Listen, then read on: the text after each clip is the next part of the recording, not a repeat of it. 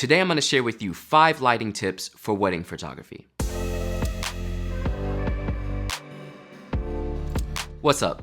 This is John from John Bench for Photography, and I'm a wedding photographer and Fujifilm X photographer.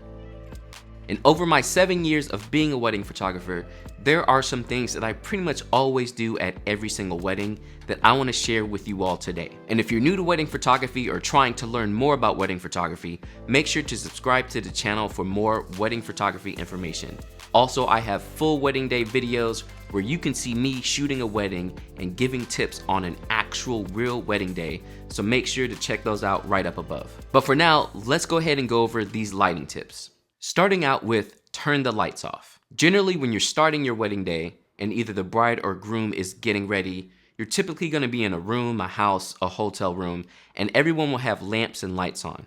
This is going to give you a mixed lighting situation, and this is something that you will absolutely not want. So the first thing I do every time I show up into the room is turn off all the lights. And yes, even if it's a day where it's a little bit darker and it seems like you want to have lights on, you can still turn the lights off. Keep in mind with our cameras, we're able to raise ISO and drop our shutter and really use the light. So it's less about having light and always being able to find the good light, which leads right into our second lighting tip, which is put your subject by a window. Again, talking about getting ready, if you have a room that's dimly lit but you have some nice big windows, or even just a window in general, and it's bringing in enough light, make sure to put your subject by that window. Generally, I like to put them to the right or the left of the window, giving me nice side lighting. And the darker the room, the closer you're going to want to put your subject to that window.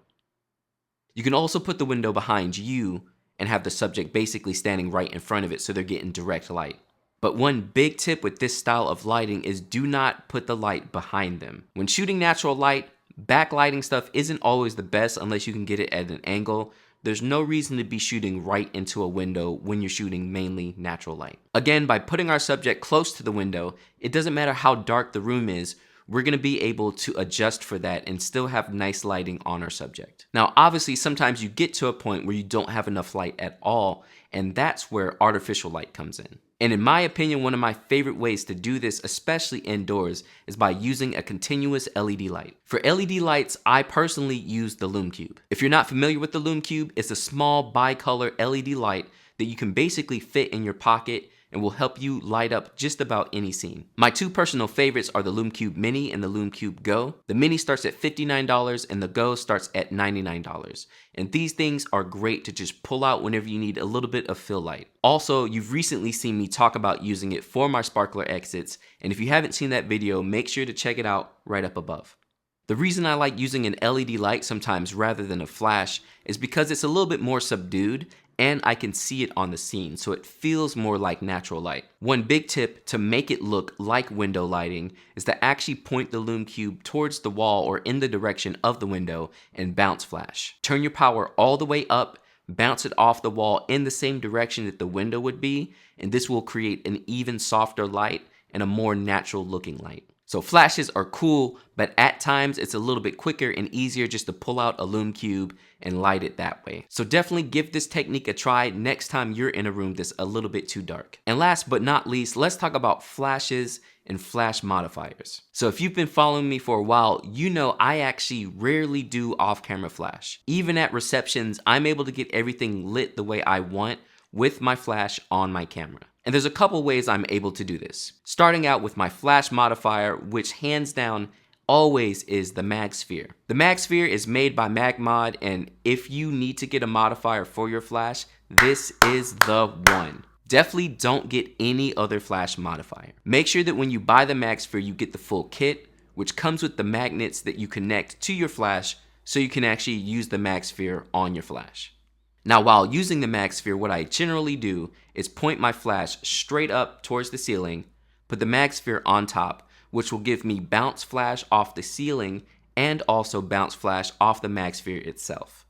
This is going to throw the flash out in a circular direction around where my flash is. And generally, this always works for receptions. I have a video where I talk about how I like to shoot dancing photos at a reception. Make sure to check that out, where I talk about the same thing with flashes. As far as your settings when you're using a MagSphere, make sure you're using your flash in manual.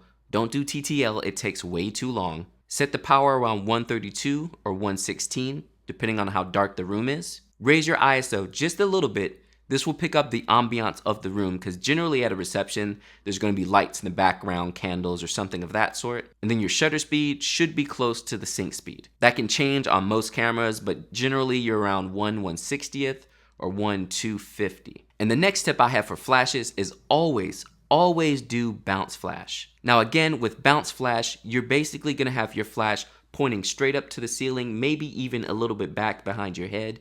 And this way, when the flash goes off, the ceiling bounces it back down. Now again, if you're using the mag sphere will fill in the space around you, but also some of it's getting through the mag sphere, hitting the ceiling and coming back down. The best scenario for this is if you're in a white tent for a wedding reception. Generally, the ceilings aren't so high and the tent's white.